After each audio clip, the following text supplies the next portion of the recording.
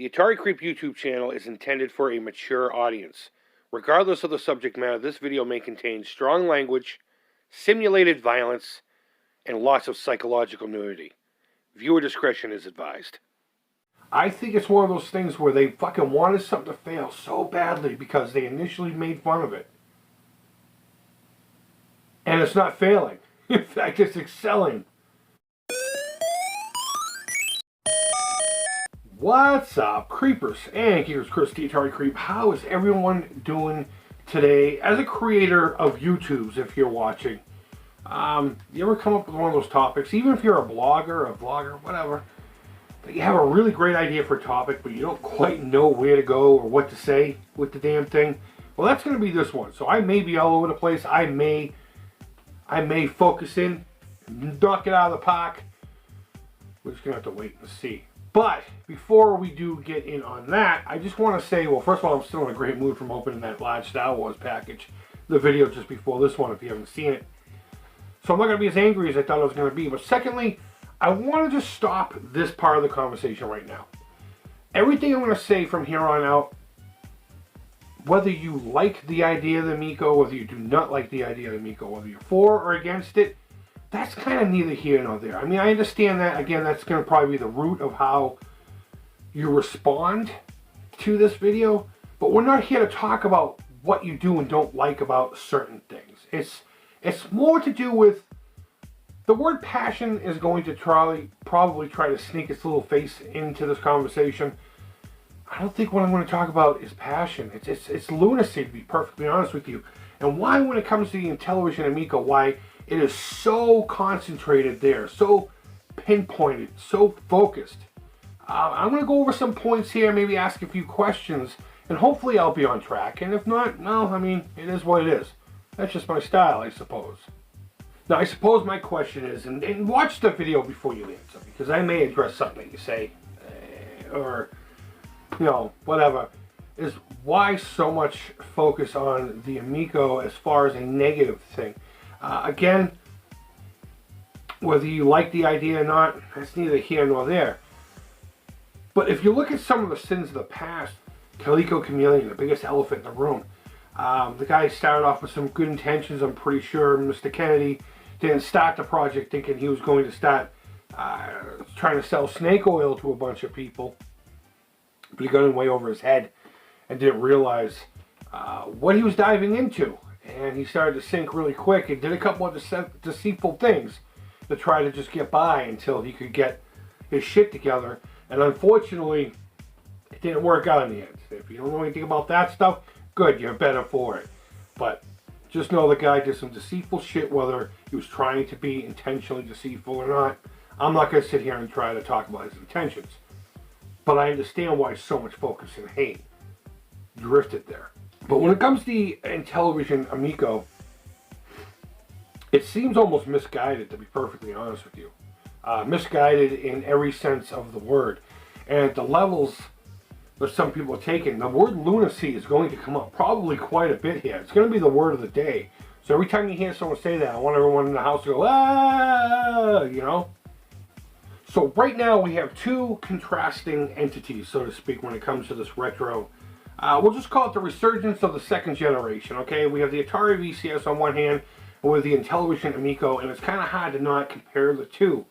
And I think it actually helps with my question more so. And there is a lot of hate for the VCS, but it just seems like the Amico hate just seems to be a lot more high profile, if that makes any sense to you. On one hand, you have an idea. Then you had an idea that wasn't even spoken about until the idea became somewhat a thing. On one hand, you have somebody who's not talking at all. You have someone that might be over-talking, if you ask some people. You have someone showing no results. Lots of results. No one really trying the thing out, really. I mean, except for that one little, was it a convention? Multiple people trying the thing out and reporting back about it. So you have these two contrasts, the same basic principle, same core, but one's outshining the other, and yet the one that seems to be succeeding more gets the most hate. Now, I don't want to use the word jealous, I don't think it's a jealousy thing, but I want to say it could very well be a subconscious need to bring down something they didn't expect, you know. When both items were introduced, nobody gave either one much leg. There was a handful of people that were like, yay, Atari's coming out with a new console. This guy included. And then when the Intellivision won, yay, another console. But when the lights were shined on both projects, there seemed to have been this divide. You know, and it's funny because one seems to actually be performing where the other one isn't. And the focus of all the negativity is going to the one that's actually doing something. And that's just so bizarre to me. And this leads to probably the main point. We can't discuss this without Pat Contry and Ian Cunty, I don't know what his last name is, nor do I give a shit, being at the focus of all this. And of course, we will be remiss if we don't talk about Rich of Review Tech USA. But a lot of it seems to be traveling around or stemming from Pat and Ian. And it's so bizarre the hold that those two pukes have on some people. And I suppose if you are a Pat and Ian fan, and I don't mean someone who enjoys their content, I mean someone who's going to soldier for them. That really speaks volumes of your character. It also speaks on your ability to think for yourself, or the lack thereof. And I see a lot of that in the comments, and you'll see me interacting with these boobs. To be honest with you, very rarely am I actually upset. Once in a while I'll throw a little thing in there and you can tell. But most of the time it's just to get them to keep clicking back. You know, I'm just curious. I know that shows that my views are low, but at least people are clicking back and showing interaction. So I'm just kind of playing like a cat and mouse game with them for the most part. Pat the NES Punk as a thing back in the day was fun. I'm not going to lie. It was fun. It was fun to watch him sit in the room and make his like little low budget, goofy little videos about NES games and stuff. And the Alicia Dragoon one was awesome with the chick in the bondage. That was hot. That was some spank bank material right there, Pat. Thank you for that, by the way. Ian, on the other hand, he's just a puke that ended up in Pat's lap because he works at a video game store. I don't know the actual true history, nor do I give a shit. So please don't tell me down below, because I don't care. But, you know, as the CU podcast, or whatever the fuck, the CUNT podcast, as I've been calling it, yeah, not very original, huh? It is what it is. I don't, once in a while, if it's a topic that interests me, I'll pop in there. But just listening to them too, and it does go back to the Diablo situation, the way they were talking about some of their own fucking followers, their own fans, people who were disappointed about something. Now, did I a little bit agree with what they were saying? Sure. I thought people were whining a little too excessively, but we could go back to my original point and talk about that passion again, whatever. But it was all in how they presented it, especially Ian. And I notice a lot of times it comes up with Ian. When the anger starts, Ian's the one who's fucking mouthing off. Pat just starts talking like he's a know-it-all prick. And that's just how Pat is, you know? But it goes all the way back to that. And that's when I was kind of starting to get a little vomity about them. Just fuck these guys. Who the fuck are these guys? They're nobody, right? Not that I'm anybody, to be perfectly honest with you. But I'm not going to sit here and act like a little fucking girl about things. Well, actually, there's a couple of topics I can think of where I acted like a little girl. But we won't discuss that. Shadow baby. So now we fast forward to the Intellivision Amico. And I remember in the beginning they were a little snarfy about it, like they were the VCS. But something somewhere happened with Pat and Ian. I can't recall exactly where that was. But then Smash JT got involved because he didn't like it. But then Tommy reached out to him and said, hey, why don't I invite you into my private world, show you the thing, and we'll talk about it. And it kind of flipped him, JT, around. And then Pat and Ian just fucking got all venomous and pukey about it. Fast forward 100 videos. I'm not going to give you the whole history. Now we're getting to Review Tech USA, Mr. Rich. You know what? Rich seems like a really good dude. I've been a fan of his for a while. I discovered his channel when he did his response to AVGN on Super Nintendo versus Sega Genesis. And that video I will still watch. I swear to God, I don't know how old it is, 2013, 2012. I'll watch that periodically, at least a couple times a year. It's that fucking funny. But it's informative, and I agree with a lot of the things he said. But that's neither here nor there. His channel, to me, was my kind of humor. The kind of things I actually try to aspire to do on here Once in a great while, I'll sneak that kind of humor in here. I love Richard Review Tech USA's old stuff. Now, where his channel has turned into, he kind of had to adapt and overcome going with the trends of the platform. And you know what? Good for him. Good for him. He's not only been able to stay alive in this sea of madness, but he seems to be excelling at it even more so than when he was just strictly like a gaming thing. And I dig Rich. Do I agree with him a lot of times? Probably not. There's a lot of times I don't agree. But his new format, I cherry pick anyway. Again, specific topics. I will pull out and I will watch it. A lot of times when I'm watching something like that, I'll just have the headphones on and I'm being a good little girl and doing my dishes, you know? So he does an interview with Tommy Tallarico. And you know what? Here's my review of that interview. And it's going to suck because there's like a cunt hair of agreement with Pat and Ian on this one. I don't know why Rich did this, but he basically did. He kept his mouth shut, and he just kind of was like... You could see the look in his face. He was just kind of like... I don't know if he was just overwhelmed with Tommy, because Tommy is an overwhelming speaker. He is an energy vampire, so to speak. Once he gets going, it's hard for some people to jump in there. So I totally get that, and I mean none of that in a negative light. So he almost seemed... I can't describe it. It's just the look on it. Just watch the interview again. So maybe he should have asked a few more questions. But you know what? At the end of the day, Review Tech USA's, what was it called? Exposed podcast? It's Rich of Review Tech USA's fucking podcast. If he just wanted to sit there and play with himself under the table while Tommy talked, guess whose business that is? Rich's. Not yours, not mine, not Pat, not Ian's, not even Tommy's. It's his fucking channel. So if he just wanted to say, hey, Tommy, this is your platform, go ahead. Cool. If he wanted to fucking grill him like that Tony guy did, we'll talk about him here in a little bit. Cool. Super duper. Ask the hard-hitting questions. But here's my point. Guys, these are just fucking video games, okay? I love video games. I absolutely love all my toys. But at the end of the day, I realize what they are. They're just things, you know what I mean? And the amount, and don't fucking come at me with passion, because I will cut you down. This is lunacy. The amount of fucking lunacy that's been coming out and focused so much on the Intellivision Amico, it's just, it's mind-boggling. It's mind-boggling. And this is where we're really going to get to the meat and potatoes. I hope the fuck you stuck around this long, because you're about to get everything you've always wanted from the Creep when it comes to this type of topic. That podcast, after the interview with Rich and Tommy, from Ian and Pat, I got maybe 5 minutes into. I just basically their rant about it. It's been played enough. It's been played enough. Listen to that guy's tone. Listen to Ian. He sounds like a butthurt little girl who didn't get her fucking way.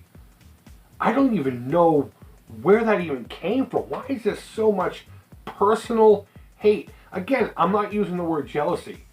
I think it's one of those things where they fucking wanted something to fail so badly because they initially made fun of it. And it's not failing. In fact, it's excelling. And now there's a lot of egg in their face and they just can't fucking handle it. Pat and Ian cannot handle it.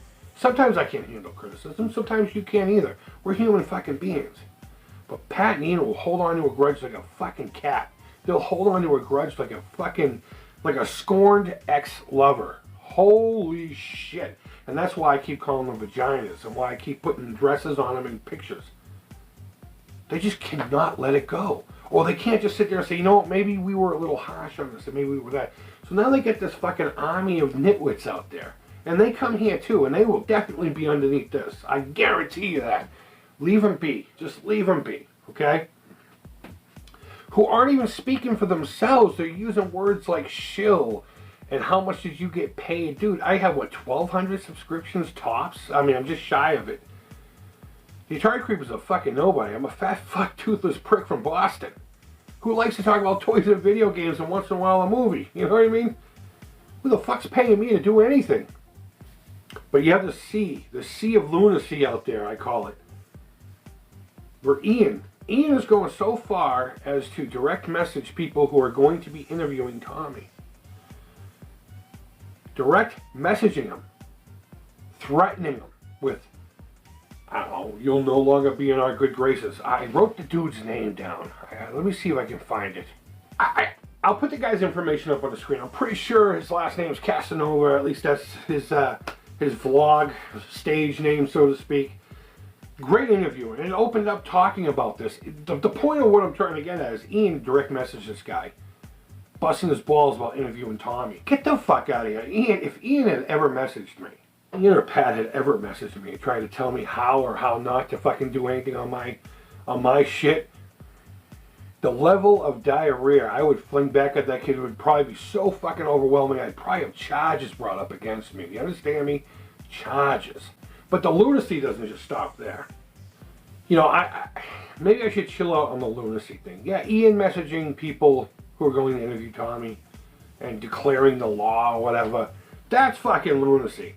And all their minions going out there without their own frame of thought.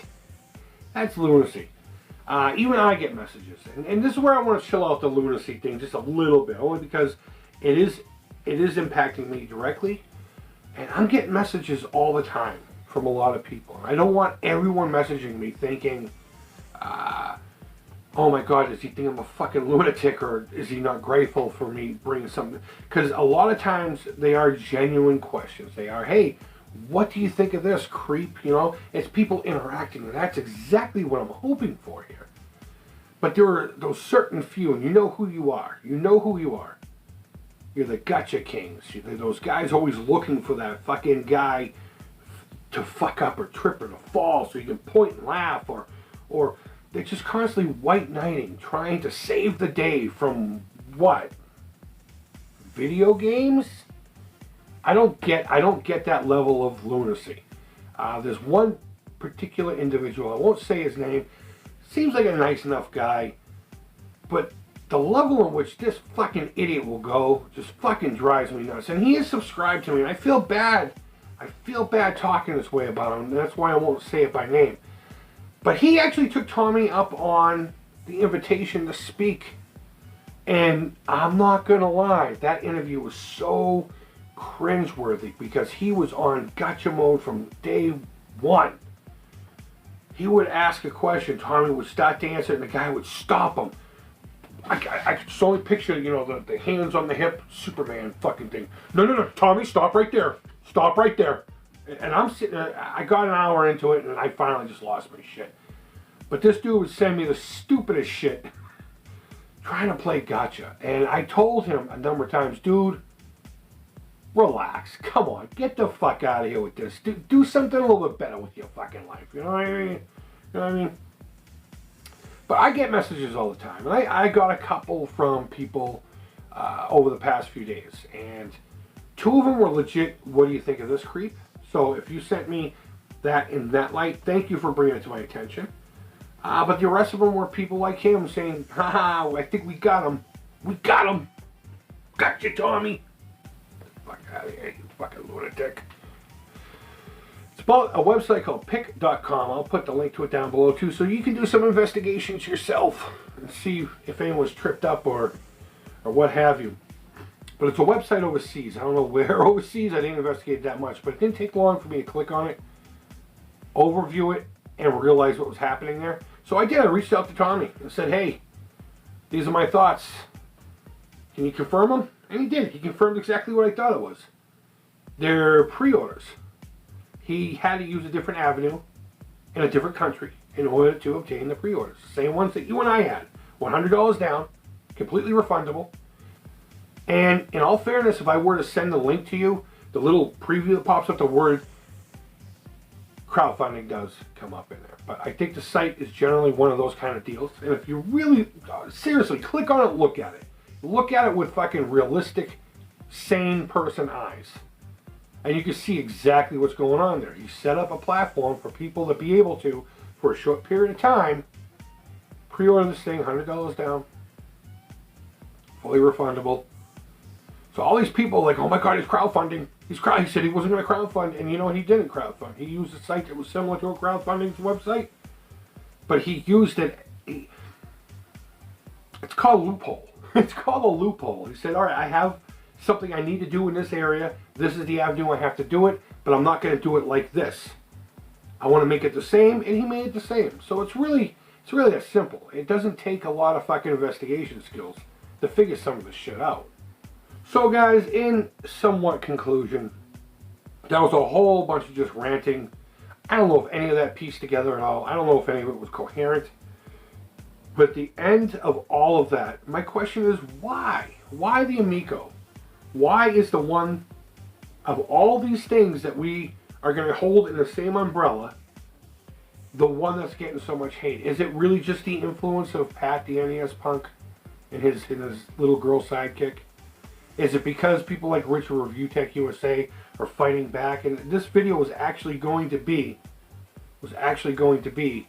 focused on Rich solely, until a few other things came to light and I decided to lump it together as its own thing. I'm not sure if I said this earlier or not, because I said a lot of shit. But when Rich came out with his response the other day, and that's why I was going to make the video about him, I was kind of like, yeah, a little late for that, bro. Maybe you shouldn't have done that. That kind of looks a little, But, you know, after I thought about it, you know, when you're pissed off, you make mistakes. When you're pissed off, you can really fuck up badly. So he took a few days, calmed down, took a deep breath, and he responded. And you know what? It was fantastic. It was fantastic. That ending line. That ending line, he was like, no, I won't. Fuck you.